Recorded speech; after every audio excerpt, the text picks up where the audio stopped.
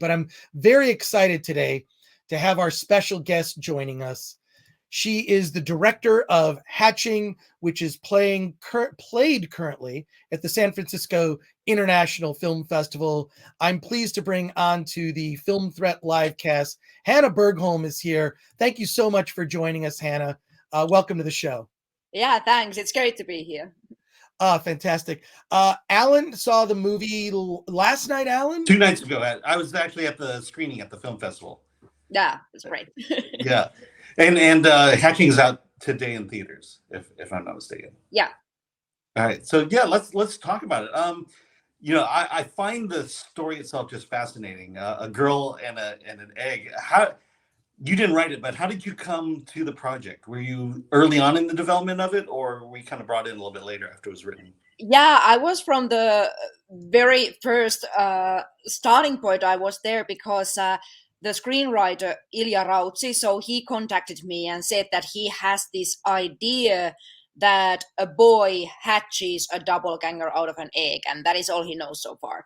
And I just thought that is so fresh and cool idea that I want to be involved developing it, but I want to change the lead character into a girl because I really miss seeing more female and girl stories in films. So then we wrote a treatment together and really started to develop the whole script together. So I was very involved in the whole script process. Oh, okay.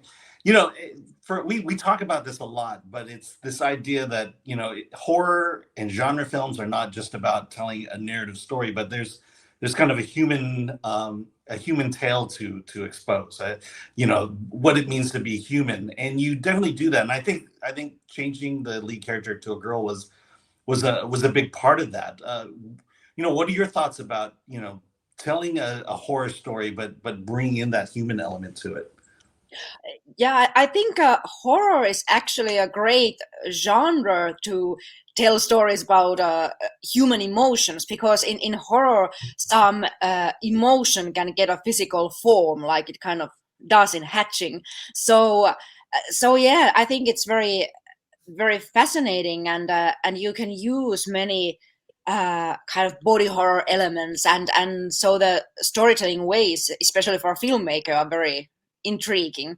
And also in Hatching, when we changed the lead character into a girl, I really wanted to tell about how the main character feels that she always has to do just a little bit more in order to get, in this film, her mother's love. But I think that is something that relates to many women in our society, the feeling that you always have to do a little bit more in order to be kind of accepted in your work or in society. Yeah, absolutely. So let me ask you then, what I noticed in the Q&A in San Francisco, and it sounded like this was happening all over, is people are just fascinated with all the characters in your movie. Why did the mother do this? The father, the daughter. Is this kind of the reaction you're getting? Because I believe it's already opened through a vast part of the world already, globally. Yeah. Is this kind of the reaction you're getting? I'm really harping on this idea of, you're telling a human story, not much more than a horror story.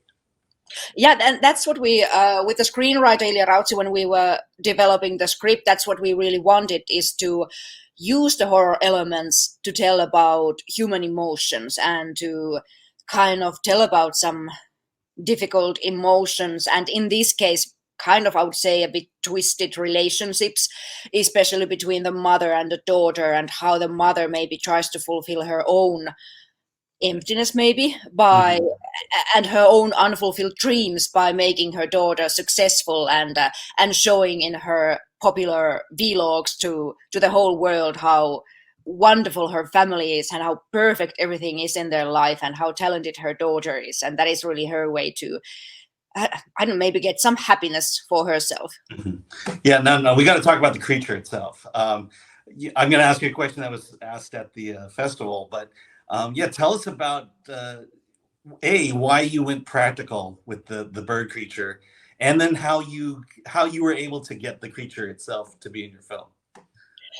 Yes, I really wanted to use practical effects instead of CG digital effects in this film, because I really wanted that the creature that we have, that it has a physical presence. And so we designed the look of the creature back in Finland with 2 concept artists, and then I knew that we need the best possible person to be in charge of making this creature, and I really wondered how to find that person. So I Googled that who is the best animatronic designer in the world, and then the Google told me that that is definitely Gustav Högen, who has done the latest Star Wars films and Jurassic World and Prometheus, and so I contacted him, and he got excited about the story and our visuals, and so he collected a wonderful team to make this animatronic puppet creature for us. And in the shootings, it was really 5 puppeteers moving the puppet's body with rods, and then Gustav was there moving the facial expressions and fingers with remote controls. So basically, almost all you see in the film is what we did practically. Yeah. Yeah, I mean, there's some really creepy CG near the end, which has to be seen. Absolutely has to be seen. And then talk about the sound design too.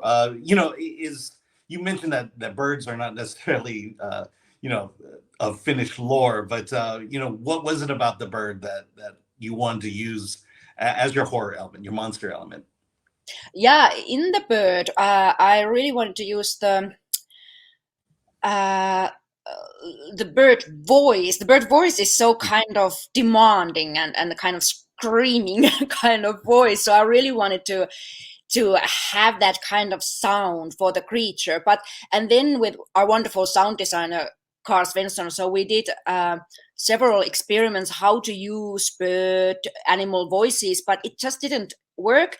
So in the end, we ended up doing all the monster voices with human voices. There were many people, including myself, kind of recording sound, blowing their voices out, basically.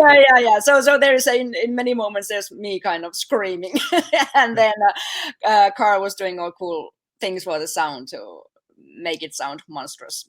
Yeah. So I'm curious. What is what is Finnish horror, so to speak? What kind of stories are being told out of Finland in the horror genre? Well, interesting enough, in Finland we haven't done very many horror films. I mean, this is one of the first, one of the only ones. There have been a couple horror films, but not that many. We have been doing mainly drama and comedy and so on. So but we have quite strong mythology. The Kalevala is our old folklore story and so on. So I think there should be more horror stories from Finland, and I think there will be now coming up more. Well, then how have they accepted it? If they're not used to seeing horror, especially from their native land, what has the reception been so far? I mean, the critics has been wonderful and very praising, and all people who have seen the film, it seems they have really liked it, but of course, quite many people say that no, I don't watch. This is a horror film. I don't watch horror films, and I don't go and watch it. But that's what I really would like to say is that as a person who is afraid of horror films, because I am myself as well, so I wanted to make a horror film that is not just about scaring people, but it's about telling a meaningful story. Meaningful, I hope. So I really wanted to make this a story that also those who usually don't watch horror films could really watch it and find things that they can really relate to in the film. Yeah, I mean, it's pretty amazing. Chris, do you have any questions, or do we have chat questions? Well, I'll say this. We have a lot of questions and comments in the chat. First of all, Hanna, you're getting a lot of love here in the chat. Just people saying welcome, and I'll just go through some of these chat comments and questions, and you can respond. Gabriel says, dang, I love her accent. And also Hannibal Grimm says, did I hear body horror? Yeah, body horror is, I mean, Cronenberg, I think, is someone who's really explored body horror in an amazing way, and I can't wait to see it. Yeah, you're gonna love it in this movie. Definitely. Yeah, there's a lot of body horror in it. Ryan Landis says, I really appreciate a good horror movie. It's so easy for a horror film to go bad. And the film philosopher, your character will need years of therapy. Film philosopher says, saw a favorable review of Hatching 2. It's getting a lot of great reviews. Yeah. And Rickard Blomqvist says, cheers, Hanna. Go Swami. Is that a Finnish word? Suomi, yeah. Suomi means Finland in Finnish language. Yeah. Oh, well, there you go. Yeah. There you go. Solomon Thornton, looking forward to seeing this film. The film philosopher, the best art grapples with the deepest human emotions. I do believe that a good horror film is about subtext and something else happening beneath, say, what we see on screen. And Ryan Landis has a question for you. Did you have a pet name on the set for the bird creature? Yeah, well, it did have a name, and it does have a name in film. It's called Alli. So we called the creature Alli, and we all got very fond of it. Scott, and where is it now? Is it in your living room or? Unfortunately, it's not in my living room. It's in the workshop of Gustav Högen, our animatronic designer. It's in his workshop. No, she lives there. Scott Slaughterbeck, Metascore gives it 76, which is very good. Generally very good reviews. The film philosopher says birds are really mini dinosaurs. Terrifying. And a big discussion here about CGI versus practical effects. CGI should complement a movie, not be the entire basis of a movie, says Not the Batman. Goes on to say practical effects are still always the best. God bless practical effects, says Gabriel. And Toxic Waltz N8, I'll always take a chance on a film like this over a guaranteed okay experience most of The Rock's output. And Not the Batman says original Jurassic Park is a good example of mixing practical effects and CGI. So when you see the practical dinosaur, then CGI, it doesn't take your brain out of it. And Fletcher Williams says, Finland, the horror is the weather in winter. Could be. And Patrick Lemire says, real light hitting real objects for the win. Yeah, the chat, everyone here is very excited to see this film, and I'm happy to say it's actually in theaters right now, so you can check out Hatching in theaters. And I don't know what the film philosopher says is Ollie. I think you're Ollie at home with you. I think you answered that. Yeah. And Shelby AC asks you a question, says, did you watch any films to get inspired, like maybe Cronenberg or Spunkmeyer, Brothers Quay? For a monster, I for example, Cronenberg films were something I admired. I admire the kind of, I would say, rawness in the creatures, in these kind of practical effect creatures. So that was something I also wanted to achieve in this film. And for the film style, I didn't have any direct references, because I was kind of wanting to, so to speak, create the world of its own in this film. And Derek Douglas asks, body horror is the only horror that makes me feel uncomfortable. Did you see The Fly, Hanna? Yeah, sure. Yeah. And that is, like I said, there is also the practical effects. The whole style of the film really makes you uncomfortable. And that is something I really also wanted to achieve in the style of this whole film. Ryan Landis, bird creature toys, let's go. And then Fletcher Williams asks, it looks warm in tone. Did you use warmer colors to signify the warm feminine connection with the girl?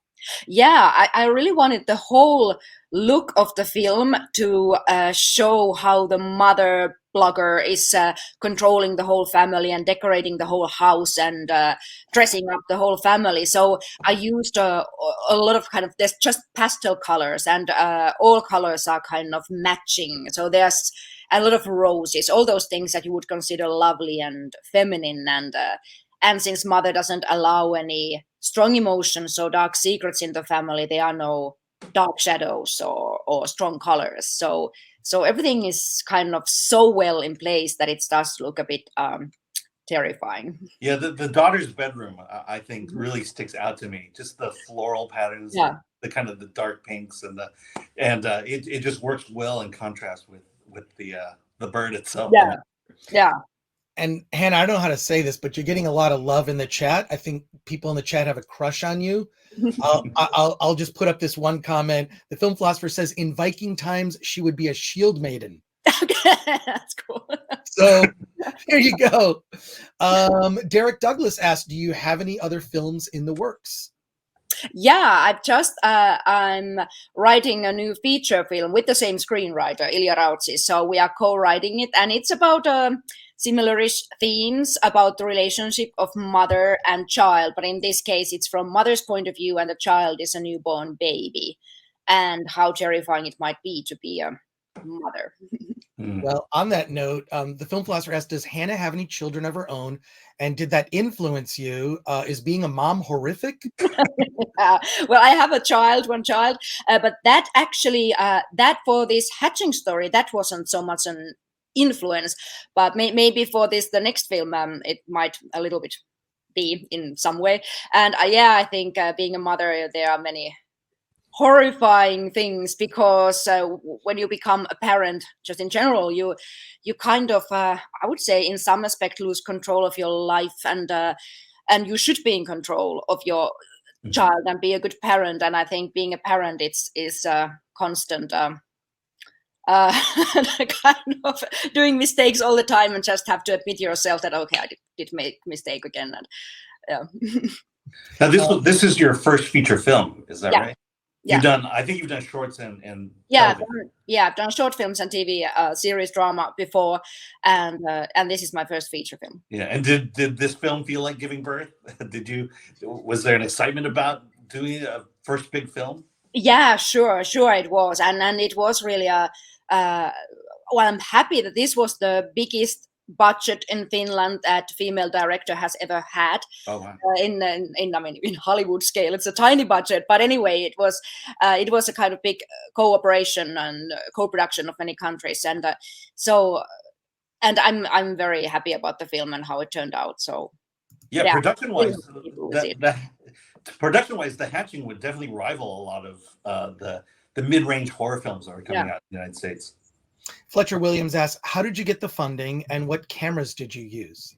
Yeah, we used Arri Alexa, the camera, and the funding, it came from several places. We got Finnish Film Foundation, Swedish Film Foundation, we got private investments, we got money from Latvia, where we actually shot the film, and we got Wild Punch International, that was our sales agent, and so we got Eurimage, which is European Film Foundation. So from several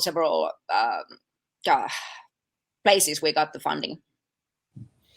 And some more questions here and some comments. Here's an interesting. Jinx says, but what about how terrifying it would be to be a newborn baby? I want to see that film. Yeah, that might be the third film then. Yeah, you're being taken care of by giants who are feeding you. And you can't move, speak. you can't take care of yourself, you can't do anything. That would be horrifying. Oh my gosh. Rick C. RLC says, I love interviews with filmmakers who have a genuine love of the craft. You can feel their passion for the art. It's quite inspiring. So thank you, Hanna. Yeah. You're inspiring our people in the chat here. And Solomon Thornton says, what films inspired you? Also wishing you the best success. Yeah, well, like I said, I didn't want to follow the style of any other film, but for example, some films that I watched during the development of Hatching that I really liked was like Babadook and Raw, and one of my kind of older favorites is The Others by Amenabar. I think that is very beautiful film, and for example, those. Great. And then another comment here, Rickard Blomquist says, tiny budgets often make better films. Do you think that's actually a good comment there? Do you think sometimes there comes a burden when a filmmaker does a big Hollywood movie and it's hundreds of millions of dollars? There's so many more interests that interfere in the process, you know. Is it somehow liberating maybe to make a film on a lower budget where you can express yourself more on a more personal level? Yeah, I definitely think so. That at least for me, it is important to kind of be able to express myself as a filmmaker, and I also agree that most of the times the ones that has some I would say some uniqueness in them and has some artistic point of view in them, that they usually are the lower budget films, and well, I also usually like them better. I would agree with you. I think when you see a lower budget film, you know it's the vision of the director, Yeah. unencumbered by marketing interests and whatnot. So that's great. I mean, and people are film philosopher, tiny budget, you have more artistic control, Mhm. two fewer committees. Mhm. The Scott Slaughterbeck says the trailer is excellently creepy in a good way. Yeah. You're really getting just a lot of love Nice. in the chat, so that's great. Hannah, congratulations on the film. It's in theaters Yeah. today. Yeah. And she says, the film philosopher, they're loving your accent. The film philosopher says, ask her if she can do it as an Audible book, just so I can listen to that accent all day. That's great. It's great. Anything final you'd like to say to our audience about the film? I know they're all going to check it out, and it's in theaters, which to me, seeing a horror film in a theater in the dark is the best way to experience. This has to be seen in the theater, definitely. Absolutely. Yeah, absolutely. I think this is really the film that you have to see in theaters. So it's now playing all around US. So please, everybody, go to the cinemas. And we have been in lockdown since so long time. So everybody, go and watch films in cinemas. Well, the film philosopher says, yes, we will all see it. Congratulations, says Ryan Landis. That's great. Hannah, thank you for joining us on the Film Prep Podcast. It's been an absolute pleasure. And I hope you'll come back when your next film comes out. Sure, I will. Thank you so much. Take care. Later. Bye.